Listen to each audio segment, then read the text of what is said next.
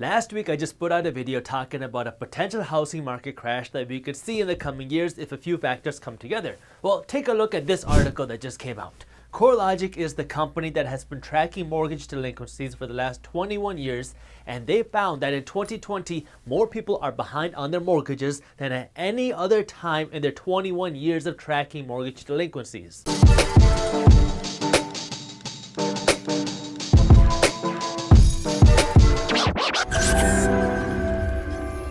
What's up, everybody? I am Jaspreet Singh from theMinorityMindset.com and welcome to The Minority Mindset. 2020 has been a weird year for a lot of reasons, but financially, we are in the middle of one of the worst economies we've ever seen. But despite being in a recession, our stock market is booming and home prices are skyrocketing. On the other side of things, we have more Americans out of a job in 2020 than we had in 2008, and we have millions of Americans who cannot pay their mortgages right now. Yahoo Finance released this article on October 14th talking about CoreLogic. CoreLogic, like I said earlier, is the company that tracks mortgage delinquencies, and they've been doing it since 1999, and they said that in 2020, they expect to see 2 million families become seriously delinquent on their mortgages, and right now, we have more mortgages that are 90 to 119 days delinquent than ever before. A mortgage that's seriously delinquent means that you have not paid your mortgage for at least 90 days. But what makes these numbers really hard to understand is that we have a mortgage forbearance program out there right now that prevents people from actually going into foreclosure. So if you don't want to pay your mortgage, you can just go into forbearance. In 2020, we have more mortgage delinquencies than ever before,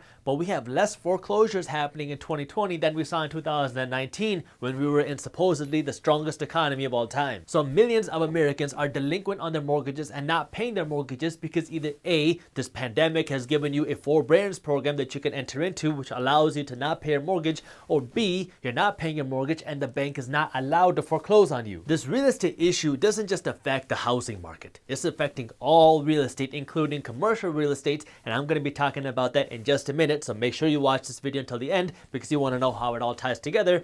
But in the housing market, we're in a really weird place because we have mortgage delinquencies going up and we have home prices that are also going up. This weird situation is a nightmare for banks, but it's actually kind of good news for you. If you lost your job or you're facing a financial hardship and you own your home, this is not like 2008 where half of America is underwater in their homes and cannot sell their properties. People are buying homes like crazy, which is pushing home prices through the roof, literally. So if you are facing a financial hardship, you can sell your home, pocket the cash, and then move on. If you subscribe to our channel, you've heard me talk about the difference between your home and an investment property. And if you're not subscribed to our channel, make sure you do that. But just because your home is not an investment doesn't mean that you cannot make any money on it, especially in an environment like we're living in today. So let's say you bought the home that you're living in a few years ago for $300,000, and you're living in an area where there's a ton of demand and there's been a ton of developments, and now you could sell your home for, let's just say, $550,000. If you bought your home for $300,000 and you sell it for $550,000 today, you can walk away with $250,000 in your pocket. And the best thing about this $250,000 that you just got is that it is tax free. This is the money that you can put in your pocket and walk away, and you don't have to pay any taxes on this $250,000 worth of profit on your home. Now, there are limits and restrictions to this tax-free rule. So if you have questions, talk to a tax professional in your area. But this is nothing like 2008 because right now home prices are skyrocketing. So if you own a home and you're facing a financial hardship, this is an opportunity for you to potentially sell your home, pocket the cash tax-free, downsize, and use this cash to help take care of your financial situation. Second, debt is cheaper than ever. If you own your home, this is literally the best time in history to refinance because interest rates have never been this low before. And if you were thinking about buying a new home, mortgage rates are cheaper than ever. I want you to use these low interest rates as an opportunity to save money,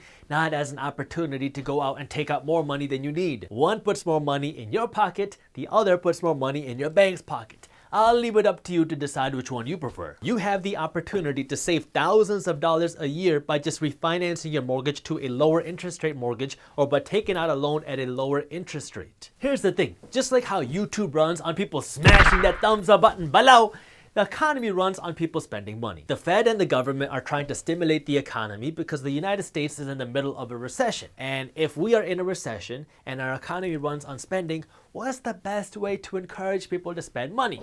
Well, by making money cheaper to borrow, of course. Because of the economy that we're in, the Fed was forced to cut interest rates to the lowest numbers that we have ever seen. This can make refinancing your mortgage very attractive because you can save a ton of money on your mortgage, and this makes taking out a new mortgage very attractive because interest rates are so much lower than they were. But before you just jump out and start borrowing money because money is cheap, I want you to remember two things. First, don't take out more money than you need. This is an opportunity to put more money in your pocket. Don't make this an opportunity to put more money in your bank's pocket. And second, do your research before you refinance or take out a new mortgage. Some lenders are going to charge you a whole lot more money than other lenders on the exact same loan or refinance, so you want to make sure you're getting the best deal possible. The simplest way to save money and time when you're doing this research is by using a mortgage comparison tool. And the following is an advertisement from our sponsor Credible, who operates a mortgage comparison website. At Credible, you can check pre-qualified mortgage and refinance rates at no charge to you.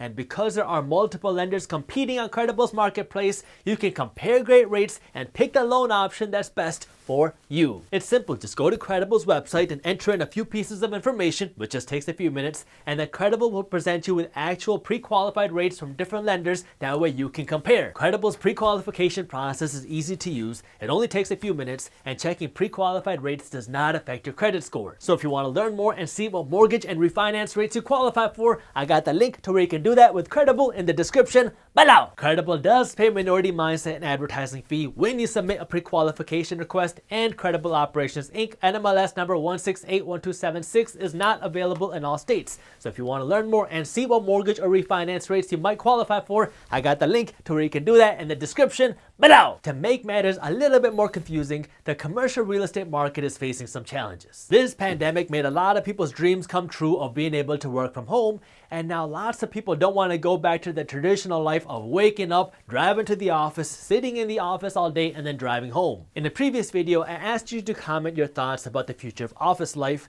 and many of you, actually almost all of you, said that you think it's going to be some sort of hybrid work from home and work office lifestyle. Well, companies are getting the hint. Dropbox is one of the first companies to really initiate this going forward because they have launched something called the Virtual First Initiative, which essentially says that you can come into the office for a collaborative and fun work environment, but you're not required to. So you can kind of choose how you want to live your life, and you're not going to have a designated desk or a designated cubicle. So if you want to go to the office because you don't want to work at home, you can do that, and it'll be a fun and collaborative work environment, but it's up to you if you want to go to the office or work from home. You can think of it kind of like a WeWork office, but the only people that can go and work there are people that work for your company. If Dropbox does it with their employees, chances are Facebook's going to do it too, and then Google's going to do it, and then tons of other companies are going to follow. I mean, even here at Minority Mindset, we have a much smaller team, but we've already discussed doing something similar, which would be a hybrid work from home and office lifestyle. While this is good news for employees,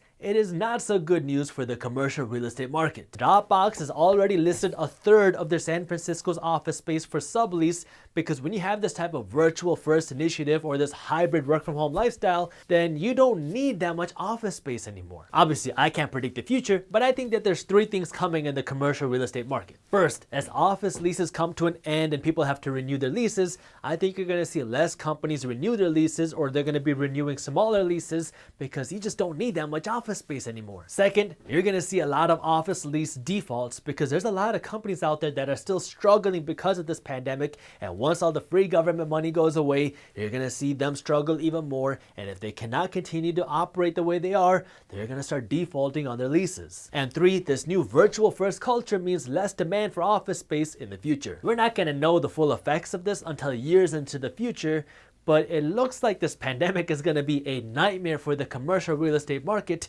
because we have all the supply of office space and commercial real estate, and we don't have that much demand anymore. So all the real estate investors who are over leveraged holding on to these office properties that are now going vacant or now have tenants that are not paying are going to be the ones struggling. So just like how what's going on in the residential real estate market and interest rates is bad for banks but good for people who are homeowners and good for people who want to be homeowners, this commercial real estate shift is really good for people who are employees but is very bad for real estate investors. Now let's talk about the future. The Fed says that they want to keep interest rates at around 0% until 2023. If we shift gears and talk about mortgage delinquencies again, the reason mortgage delinquencies in 2020 are different than in 2008 is because in 2020 we have this government created mortgage forbearance program which allows people to put their mortgages on hold. But this forbearance program is scheduled to end in 2021. The thing that everybody's worried about is that this forbearance program doesn't mean that your mortgage payments just go away.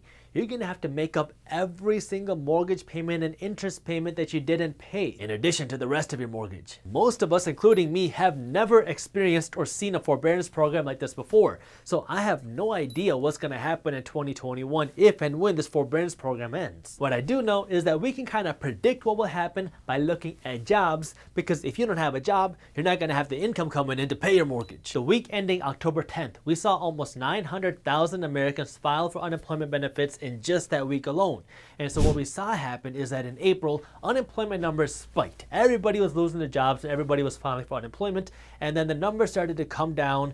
And then in September and October, the concerning thing is that the unemployment numbers started trickling back up. If come 2021 and people still don't have jobs and our economy is not able to function and people are still surviving because of this unemployment program, our economy and the real estate market, of course, is going to be in trouble. You might remember that the unemployment program was supposed to end, and it was scheduled to end in the end of July 2020 because everybody thought that the economy would go back to normal by July, but that clearly didn't happen. So if things don't get better, I mean, it looks like we could see more extensions of unemployment programs and forbearance programs, but these government programs don't actually fix the problems. They're just kind of like pressure cookers. They can extend the clock on them, but they just allow the problems to compound and get bigger and pressurize. So I know there's a lot of things that you have to pay attention to. And if you are looking for an easy way to stay up to date on what's happening in the top finance and business news, well, that's why we created the free Minority Mindset newsletter, where our team first breaks down the top finance and business news, and then we show you how this news affects your wallet. That way you can be smart with your money. Our newsletter is completely free, and you can subscribe to our free finance and business newsletter by clicking the link up here or by clicking the link in the description below. By the way, our financial news emails are separate from our financial education emails.